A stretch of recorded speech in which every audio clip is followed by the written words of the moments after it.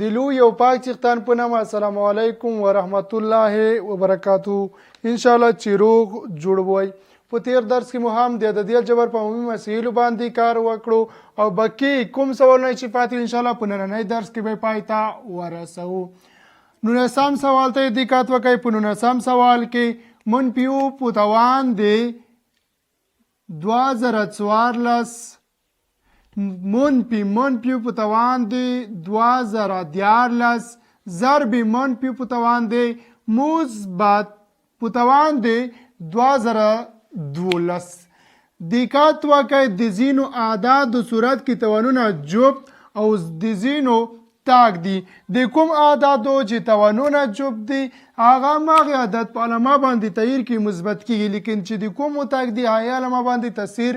نه کوي. په مخرج کې هم دې ډول 2 په توان دی منفي 4 ضرب 4 په توان دی 2 ضرب منفي په توان دی 2014 ده. لومړی صورت ته دقت وکړئ. په صورت کې منفي په توان دی 2014 مساوي کېږي له مثبت 1 سره. علامه به تغییر وکړي. یو په توان دی هر عدد مساوي کېږي له 1 سره. منفي علامه به په خپل حال باندې ولیکو. کاوسی باندو دا چې 2014 یو تاک عدد نو دی منفي او په علامه باندې تاثیر نه کوي، یعنی منفي او په خپل حال باندې لیکو. ضرب منفي یو په توان دی 2012 مساوي کېږي له مثبت 1 سره. صورت په دې ډول ساده کولای شو. مخرج ته دقت وکړئ. په مخرج کې 2 په توان دی منفي 4 دی. د دې مثبت کولو لپاره باید عدد په مخرج کې ولیکل شي. کله چې عدد په مخرج کې ولیکو په دې ډول 2 په توان دی 4 نو علامه تغییر کې مثبت سره مساوي کیږي. په تیرو درسونو کې مزده کړیو. په دې ډول دقت وکړئ. په تیرو درسونو کې مزده کړیو. 26 سوال به ولیکم. کچېرې ولرو په 2 په توان دی منفي 1 د دې مثبت کولو لپاره باید دا مخرج کې ولیکل شي 2 په توان دی مثبت 1. یا کچېرې ولرو په دې ډول 2 په توان دی منفي 5 د دې مثبت کولو لپاره دا باید مخرج ته یوړل شي، یعنی په دې ډول ولیکو 2 په توان دی 2 په توان دی مثبت 5. په دې ډول کولای شو د علامه چې منفي ده مثبت حالت ته تبدیل کو. نو لیکلی شو 4 په توان دی 2 مساوي کېږي له 14 سره ضرب 14 ضرب منفي په توان دی 2014 ته دقت وکړئ. کچېرې همدغه اعدادو یعنی 2014 دلته لیکلی شوی په دې ډول 2014 نو په دې علامه تاثیر کولو مثبت کولی. دا چې یوازې 2 ته لیکل شوی دی نو په دې علامه تاثیر نه کوي. دا باید په همدې حال منفي ولیکلی شي، یعنی په دې ډول لیکلی شو منفي 1 او 1 په توان دی هر عدد مساوي کېږي له 1 سره. که صورت ساده کو مثبت 1 مثبت ضرب مثبت منفي ضرب منفي مثبت کېږي ضرب مثبت له مثبت سره مساوي کېږي، یعنی مثبت 1 مثبت 1 صورت جوړیږي. مخرج ته دقت وکړئ. 2 په توان دی 4 مساوي کېږي 14 سره. 14 د 14 سره اختصار کېږي 1 ضرب 1 منفي 1 مساوي کېږي له منفي سره. صورت کې کچېرې 1 جمع کو 2 کېږي 2 تقسیمې پر 1 باندې له 2 سره مساوي کېږي مثبت تقسیمې منفي مساوي کېږي له منفي 2 سره. په دې ډول کولای شو ساده کو. په دې سوال کې باید تاسو هم دې ته فکر وکړئ چې 1 په توان دی هر عدد له 1 سره مساوي کېږي. دویم کچېرې د کوم عدد توان یو جب عدد علامه باندې تاثیر کوي، لیکن کچېرې داسې حالت کوي چې یوازې عدد توان وي بیا تاثیر نه کوي. او کچېرې قوس کې لیکل شوی وي د قوس توان یو جفت عدد وي په علامه باندې تاثیر کوي. کچېرې صورت کې علامه منفي طاقت کې علامه منفي وه د هغې مثبت کولو لپاره باید مخرج ته یوړل شو په دې ډول باندې. 20 سوال ته دقت وکړئ. په 20 سوال کې هم علامې توانو کې منفي دي. د دې مثبت کولو لپاره باید مخرج ته یوسو، یعنی په دې ډول 2 په توان دی 3 پر ځای لیکلی شو 1 پر 2 په توان دی 3 مثبت علامه خپله لیکو 2 په توان دی منفي 2 پر ځای باندې لیکل شو 2 په توان دی 2 تقسیم 2 په توان دی 2 څلورو سره مساوي کیږي مثبت یو په خپل حال باندې همدغه سوال که چیرې صداقو یو پر 2 په توان دی 3 یا 2 سره مساوي کیږي مثبت علامه په خپل حال باندې یو تقسیم 2 په توان دی 2 ل څلورو سره مساوي کیږي مخرج که صداقو څلور مثبت یو ل 5 سره مساوي کیږي نو د صورت صدا کولو د پرته مشترک نسو په هر یو مخرج باندې جلاوي شو لی صورت سره ضربو اتا که پرته شو یو کېږي یو ضرب یو سره مساوي کېږي مثبت اتا که پر څلور شو 2 سره مساوي کېږي 2 ضرب یو مساوي کېږي لی 2 سره مخرج په خپل حال باندې صورت که چیرې صدا کو 3 پر اتا کېږي 3 پر اتا سره مساوي کېږي مخرج په خپل حال باندې 15 د دې صدا کولو لپاره 15 ته باید یو مخرج ورکو نو که چیرې وغواړو ساده کولر لارې سره ضربو صورت کې لیکو نږدې سره ضربو په مخرج کې لیکو په دې ډول یو ضرب 3 مساوي کېږي ل 3 سره صورت کې 15 ضرب 8 مساوي کېږي ل 4 سره یا داسې هم ویلی شو دقت وکړئ داسې هم ویلی شو که چیرې وغواړو دا ډول سوال صدق یعنی کسر الکسر لومړی کسر په خپل حال لیکو 8 پر 3 پر 8 د تقسیم علامه په ضرب تبدیلو دویم کسر محفوظ کوو یعنی یو پر 15 صورت له صورت سره ضربو مخرج له مخرج سره ضربو په دې ډول هم صدا کولای شو یویشتم سوال ته دقت وکړئ د جذرونو په برخه کې دا لومړی جذر په خپل حال باندې لیکو دویمه درجه جذر ضرب یو 8 یو پر 8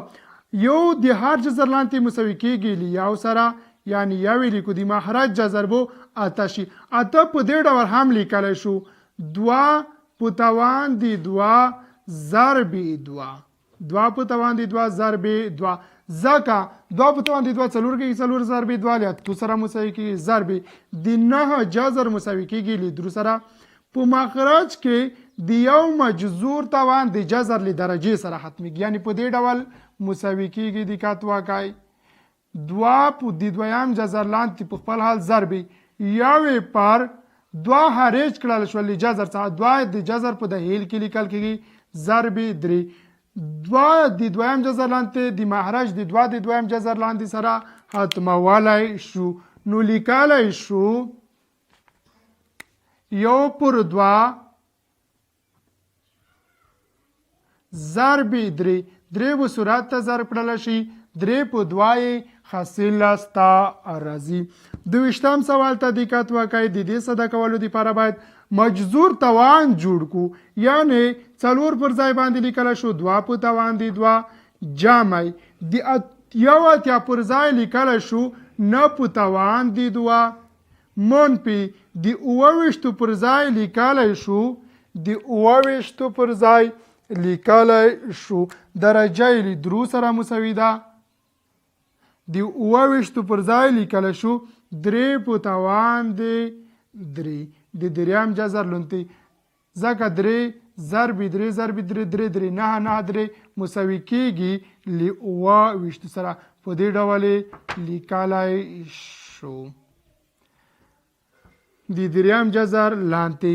کله مو چې د مجذور توانونه جوړ کول همدغه توانونه د جذر له درجو سره اختصار کیږي یا داسې ویل شو چې د جذر سره اختصار کوو نو حاصل به مساوي شي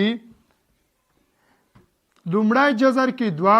کې پاتې کیږي په دویم جذر کې 9 به کې پاتې کیږي منفي علامه په خپل حال دریم جذر کې 3 به کې پاتې کیږي 2 9 مساوي کیږي 11 سره منفي 3 کله چې 11 څخه 3 تفریق کو مساوي کېږي ل 8 سره په دې ډول کولی شو همدغه سوال یا دې ته مشابه سوال صدا کو لومړی د مجذور توان جوړ کړئ توان د جذر له درجې سره اختصار کوي درویشتم سوال ته دقت وکړئ په درویشتم سوال کې جذر الجذر د مسلسل سوالو څخه د دې صدا کولو دپاره هم د جمع هم د تفریق ضرب او تقسیم دپاره مو رابطې زده کړې وي د تفریق د حل لپاره رابطه په دې ډول وه منفي یو مثبت څلور د دویم جذر لاندې تقسیم پر دوه باندې په دې ډول وه د تقسیم دپاره نظر دې رابطې ته سوال په دې ډول صدا کولی شو دقت وکړئ مون په یو په خپل حال باندې لیکو مثبت علامه خپله لیکو دویمه درجه جذر یو مثبت څلور ضرب ا مساوي ده په دې سوال کې له 12 سره ا مساوي ده له 12 سره نو د ا پر ځای باندې لیکو 12 تقسیم پر 2 باندې نو مساوي بشي منفي په خپل حال باندې مثبت 12 څلور ضرب 2 مساوي کېږي له 8 سره یو ضرب 4 مساوي کېږي له 4 سره مثبت یو د دویم جذر لاندې تقسیم پر 2 باندې منفي یو په خپل حال باندې مثبت یو مثبت 48 مساوي کېږي له 49 سره د 49 پر ځای باندې لیکلی داسې هم شو چې اوه په توان د 2 ځکه اوه ضرب اوه له 49 سره مساوي کېږي جذر بو له مجذور توان سره د منځه یوسو صورت کې منفي یو مثبت اوه به کې پاتې کېږي منفي یو مثبت اوه تقسیم پر 2 باندې که چیرې وغواړو ساده یې کړو نور نو منفي یو مثبت اوه له شپږو سره مساوي کېږي شپږ تقسیم 2 مساوي کېږي له 3 سره په دې ډول کولی شو ساده یې کړو 24 سوال ته دقت وکړئ د دې په اړه مو هم یوه رابطه زده کړې وه ویلې مو کله چې عدد د ضرب په حالت کې په جذر الجذر کې مسلسل یعنې تکرار شوي وي نو د دې لپاره مو یو فرمول زده کړی ان منفي یو جذر لاندې یعنی مجذور د ان منفي یو جذر لاندې د دې فرمول په اساس باندې کولی شو ساده یې کړو په دې ډول دقت وکړئ دا سوال مساوي کېږي دوا د ان منفي یو جذر لاندې دوا د ان منفي یو جذر لاندې د جذر درجه عبارت له درو څخه دي یعنی درې منفي یو نو مساوي بشي درې منفي یو له 2 سره یعنی 2 د دویم جذر لاندې په دې ډول کولی شو ساده یې کړو 25 سوال هم همدغې ته مشابه سوال ده د دپاره مو رابطه په دې ډول زده کړې وه د ان مثبت یو د ضرب په حالت کې له درجې څخه تفریق کېدو اما د تقسیم په حالت کې درجې ته یو ضربېدلو مجذور یعنی ا عبارت له اتو څخه ده لکه څه ډول په دې کې چې موږ زده کړل چې له 2 او 12 څخه عبارت وه نو لیکلی شو ا یعنی اته د ان مثبت یو درجه له 2 څخه عبارت ده 2 مثبت یو جذر لاندې نو مساوي بشي د 2 اته پر ځای باندې لیکلی شو 2 په توان د 3 ځکه دقت وکړئ 2 په توان د 3 مساوي کېږي 2 ضرب 2 ضرب 2 2 2 څلور 2 له 2 سره مساوي کېږي یعنی په دې ډول یې لیکلی شو یا نو 2 په توان د 3 د دریم جذر لاندې مجذور توان د جذر له درجې سره ختمو یوازې 2 حاصل لاسته راځي په دې ډول کولی شو ساده یې کړو همدا سوال یا دې ته مشابه سوال کله چې تاسو رابطې زده کړئ یعنی فرمولونه مو زده کړي وي د هغې په اساس باندې کولی شئ په اسانۍ سره یې جواب لاسته راوړئ پاتې سوالونه په دې ډول دي دقت وکړئ 28 سوال ته په 28 سوال کې ویل شوی د 2 په توان د منفي 3 کول په توان د 2 ضرب 2 په توان د 2 کول په توان د 3 د دې صدا کولو دپاره قاعدې په خپل حال لیکو توانونه یو له بل سره ضربو 2 ضرب 3 کوو چې مساوي کېږي له منفي 6 سره ضرب قاعده بیا هم په خپل حال لیکو 3 ضرب 2 کوو بیا هم مساوي کېږي له 6 سره ضرب 4 کله چې وغواړو همدغه علامه مثبت باندې تبدیل کو نو قاعدې ته وړل کېږي چې لیکلی شو 2 په توان د 6 ضرب 2 په توان د شپږ ضرب 4. کله چې تاسو کوم سوال کې ون پاتې راغلی دا په یاد در سره لرئ د همغې سوال مطابق موضوع ته ځئ موضوع په دقیق ډول زده کوئ بیرته راځئ په همغې سوال باندې کار کوئ په اسانۍ سره بیا کولی شئ همغه سوال صدا کړئ 2 په توان د شپږ اختصار کېږي الیمانځه ځي له 2 په توان د شپږو سره یوازې 1 او 4 بکې پاتې کېږي چیرې ضرب کو مساوي کېږي له 4 سره کچېرې تاسو په همدغه عمومي مسایلو کې کوم سوال کې بند پاتې راځئ مهرباني وکړئ د همغې موضوع مطابق درس تکرار کړئ او بیا راشئ په دې درسونو باندې یعنی مسایلو باندې دوباره کار وکړئ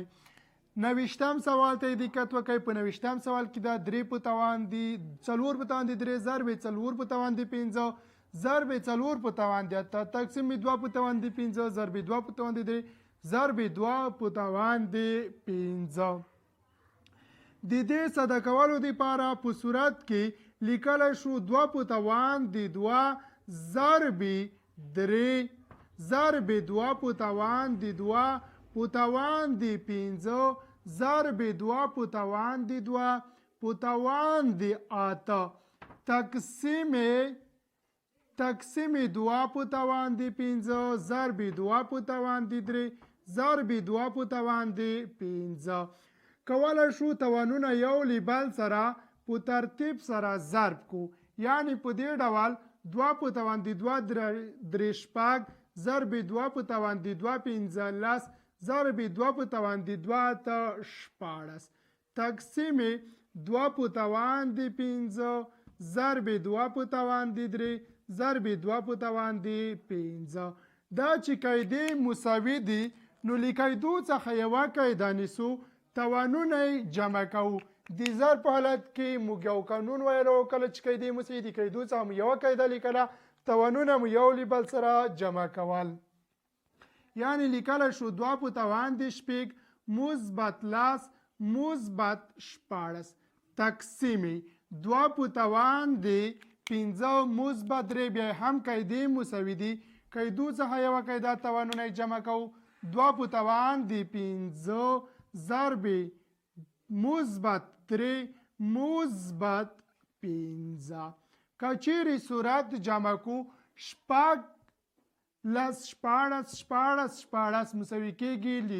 2 سره یعنی 2 په توان دی 2 تقسیم په مهرج کې 2 په خپل حال باندې 15 لس 3 مساوي کېږي له 14 سره